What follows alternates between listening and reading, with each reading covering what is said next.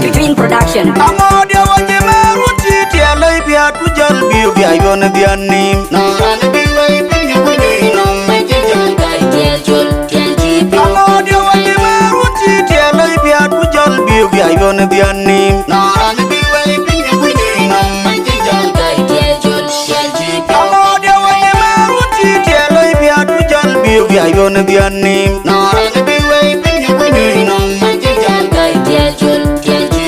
COVID-19 we can aloro tera anu chen una lebi gayane kala imoy gotin ko chiber in ken gotin kuin wawande kol bani rekwe bati jor pachingi dia maunwa pinya benga je pinjero pinji raja dunga kanyi laila pinjino chugino mamoru wendu ye wa bekwe kula ye takai malenda pinya benga je pinjero pinji raja ni laila pinjino chugina mamaru wendu ye wa bekwe kula pie takai malena pinya benga je pinjero pinji raja dunga ni laila pinjino chugina mamaru wendu ye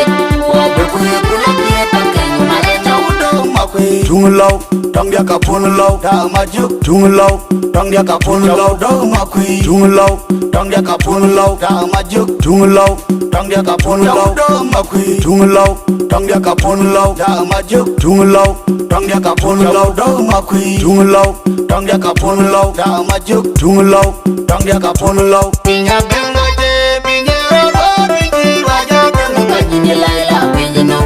chugina mamaru wendu ye wa bekwe kula pie takai malena pinya benga je pinjero pinji raja dunga ni laila pinjino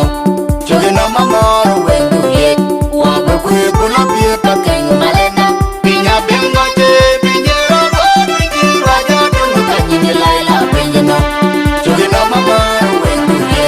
wa bekwe kula pie amodia waje maruti tia lai bia tu jal biu bia yon bianim na ran bi wai bi wini no mai je jal dai tia jol tia ji amodia waje maruti tia lai bia tu jal biu bia yon bianim na ran bi wai bi wini no mai je jal dai tia jol tia ji amodia waje maruti tia lai bia tu jal biu bia yon bianim na ran bi wai bi wini no mai je jal dai tia jol tia ji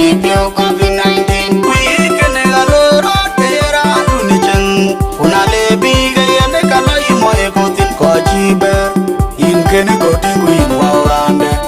kol bani rekwe bati jor pachingi dia maunwa pinya benga je pinjero pinji raja dunga ni laila pinjino chugina mamaru wendu ye wa bekwe kula pie takai malenda pinya benga je pinjero pinji raja dunga ni laila pinjino chugina mamaru wendu ye